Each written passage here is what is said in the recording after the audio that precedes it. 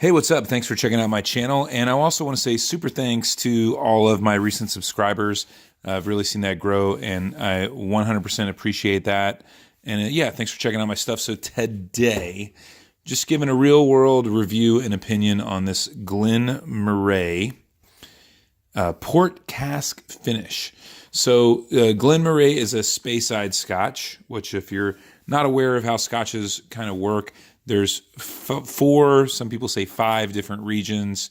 You've got the Speyside region, Campbelltown, Lowlands, Highlands, and Islay Scotches.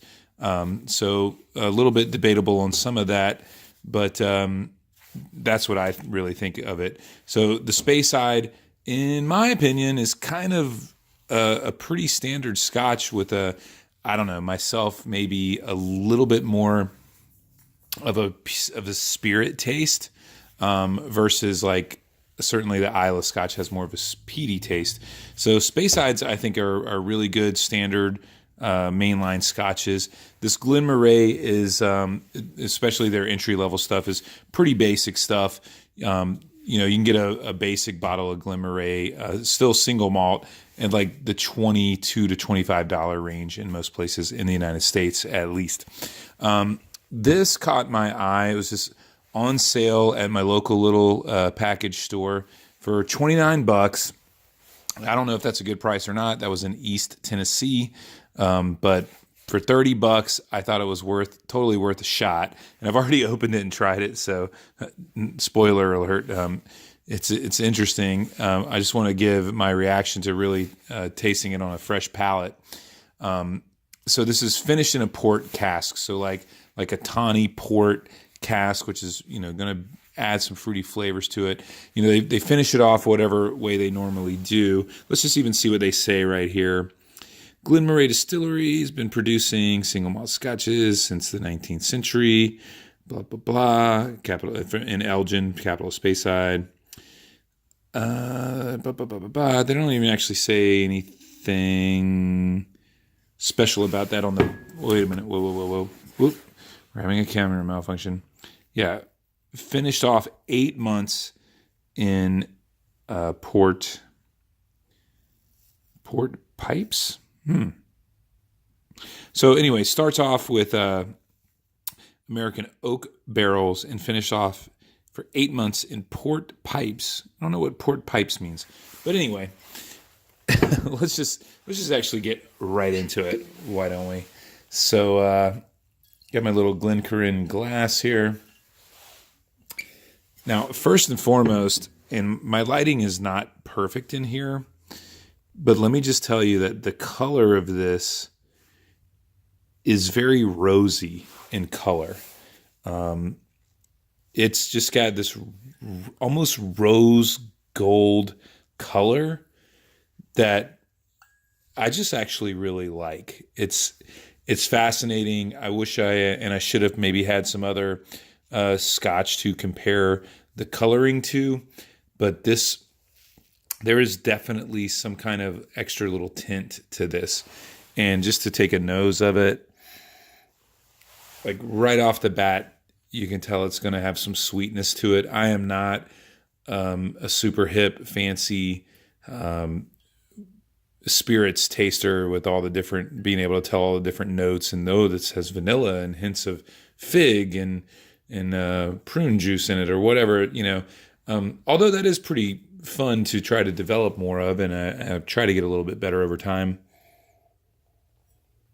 I would definitely say it has an apple and cinnamony note to it. And it hits you. It absolutely hits you.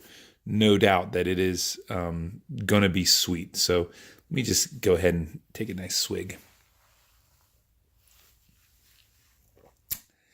Or a good nip, really, not a swig.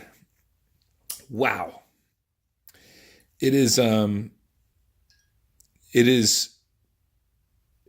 different type of Scotch. So there's no doubt whatsoever that there is a sweetness aspect to it that I would classify myself as just slightly 1 millimeter, like that much a Scotch enthusiast above average. And the amount of sweetness that this has, to me, makes it an interesting Scotch, but not a good one. Almost gimmicky in a way, but not in a bad way, right? It's like, I'll tell you,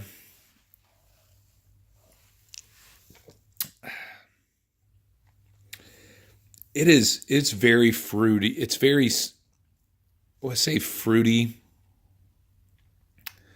It's sweet. I wonder, and I don't know, and I would like to think that they didn't add any sugar to this, that all they did was put it in a sherry cask like that to age, and that added the extra sweetness. I'm not 100% on the stipulations to that, where they might not add sugar into the blend or whatever. You know, a lot of people don't realize this stuff is a little bit less regulated than you might think. It's so sweet tasting that it wouldn't surprise me to find out that they added some kind of sweetness to this. That being said, I am far from any kind of expert. I'm just more or less a gluttonous connoisseur. And if they didn't, and all of that came out of the port cask, then I say freaking like thumbs up. It's really amazing that it would impart that much sweetness to it. So anyway, let me throw a cube in here.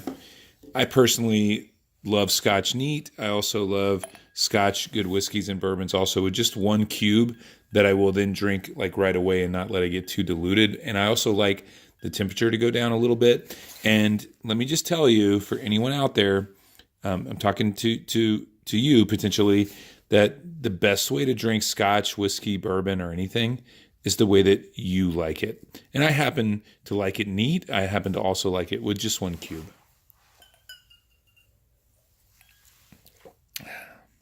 And I do think that just that one cube with a little swirl, the little bit of temperature change, the little bit of extra water added to it, actually mellows it out a little bit. It's got a sharp bite. I mean, you know, you're drinking a spirit when you drink this. But God dog, like so sweet. So for $30, I will be happy to have that up on my in my personal bar. No problem. And you know, the more I think about it, I think it would actually make a pretty good gift or something fun to bring to a casual party. I wouldn't necessarily bring it. Maybe I would if it was more like a very specific, like, hey, we're going to drink some cool booze at some little event. But at just a casual party where it'd be fun and proper to bring an interesting bottle of spirits, I would probably bring this one because the price point's good. I mean, $30, like total thumbs up for $30. You know, like that's no problem. And for somebody that, you know, Scotch intimidates a lot of people, I would say that this on top of 2 or 3 ice cubes, you know, now again, if you're going to do that, like have the person immediately, you know, with just 1 or 2 swirls, take a sip of it. This would probably be a good gateway drug to get more people into Scotch.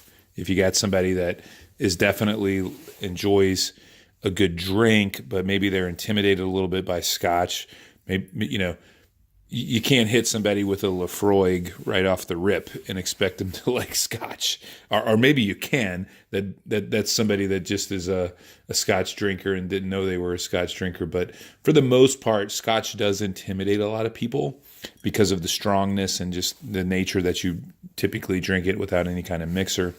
So I would say that this would be a great purchase at that $30 price range for a low key type of party to introduce some stuff and bring something interesting to the table, or even for somebody that's in your life. Maybe it's a work colleague or a good friend or something like that, or somebody that just needs to chill the fuck out, give them that for a present.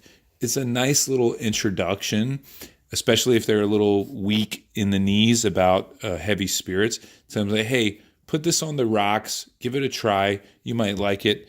And then maybe you can slip that Lafroigan down the road. So all in all, like, it's kind of cheap and gimmicky. And I'm not going to say I recommend this as a great Scotch, but I absolutely give it a thumbs up as a product for what it is, for the price point. I won't drink the bottle in one sitting like I have done before sometimes with some great Scotches, which I don't recommend doing. But I'll be happy to have that up on my shelf for sure, and totally share it with people, and very well would probably purchase it again. So in that case, I can easily give it a thumbs up as a product. I hope you can give this video a thumbs up, and please hit that subscribe button. It doesn't hurt. I promise. It actually feels good, and I really appreciate it on top of that. And, the most important thing is have a wonderful day.